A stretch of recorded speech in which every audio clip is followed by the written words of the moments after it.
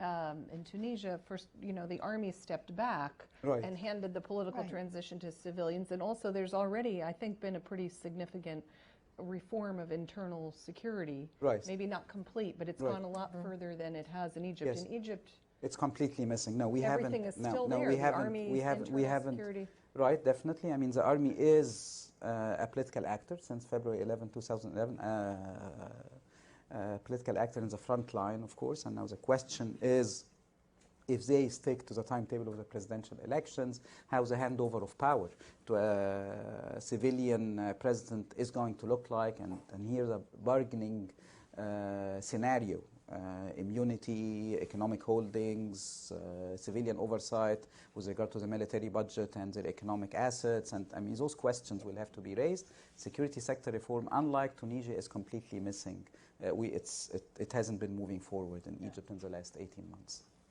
Congresswoman Harman, there are a lot of let me give you a differences. chance to address these Sure, issues. and I don't think we're going to have a debate here. I think we're going to have a love fest. So for those who wanted We can rename the series. Yeah, wanted to replay here what goes on in the United States Congress, forget about it. Well, let me say a few things, the good news and the bad news. On a panel here at the Wilson Center months ago, How does it feel from your vantage point? Does it feel as though the United States has chosen the side of the Arab citizen, that the United States is standing up for the rights of citizens, the development of real democracies? How does it look in terms of U.S. policy toward Egypt, toward Syria and other countries? Right. And what should the United States be doing if we really want to help democracies to be founded in the countries that say they're now in a transition? Okay, I mean, let me here to try to be as candid as possible, because I'm not so sure that the U.S. Is being looked at as having picked up the right side. Once again, I mean, Egyptians, and I believe Tunisians as well, Libya is different. But in Tunisia and in Egypt during the days of the revolution, in Tunisia and Egypt, the U.S. Administration, and of course I'm not referring to U.S. media or U.S. Civil society and NGOs, which have been were in the days of the revolution in Tunisia and Egypt extremely on the side of the Arab citizen who was being newly born. I mean, I agree with the formula. Yes, citizens were discovering their rights, and we're discovering the public space as an arena of activism, peaceful activism that should not be disrupted by autocratic measures or by repression.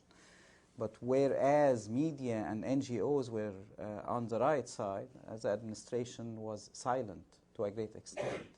And the engagement of the U.S. administration in the Tunisian developments throughout the days of the revolution in Tunisia and in the 18 days of the Egyptian revolution was quite minimal, to frame it decently. I mean, not to say that it was not very clear on which side they stood until the very end.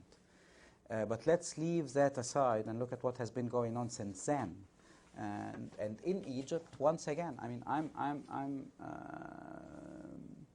I cannot help but state that it seems to me that the U.S. administration is yet to have a clear vision as to how to redefine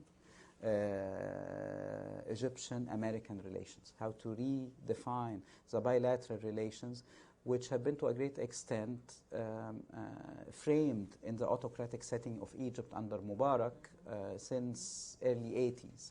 So the long decades of defining the bilateral relations with the different components of the bilateral relations, be it the military assistance package or the economic assistance package or trade relations or strategic cooperation or military cooperation and so on and so forth, the old definition needs to be updated. It needs to be modernized. It needs to be reconsidered.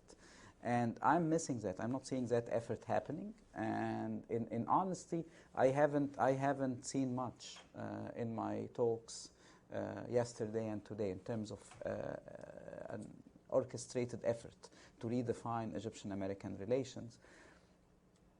So I'm missing that to an extent. And secondly, what I was referring to right at the beginning of my intervention. I'm afraid that the administration is really trying to replace Mubarak with more or less a Mubarak-style new actor. And I was concerned, as Congresswoman Harman was saying, that she met Islamists, Muslim brothers, in the guidance office. And I was tempted, and still am tempted, to ask her whether she met non-Islamists or not on your trip to Egypt. I did. Fine. Numbers That is, of them. Oh, okay. I started there, because but I wanted to. Right. What I'm sensing, being in Egypt and looking at that gas, natural gas export was stopped, is a big change, which was welcomed in the Egyptian public opinion, and I believe we are going to continue to sustain that very minimal level of relation with Israel, and the peace treaty will be kept. No one has an interest in debating the peace treaty as of now, and even if you look at presidential candidates, no one is really addressing that issue in a way which would undermine the peace treaty. So it will be kept unchanged, but it's not such a relevant component of what Egypt does regionally. Let me just add to that last point, and that is that a huge component in restarting Egypt's economy is to revive tourism. And I think an essential piece of tourism is keeping the peace treaty with Israel. It's not the only thing, but it is a part of it. And I'm pleased to hear the comment that it will be kept. I strongly support, our government strongly supports, a two-state solution.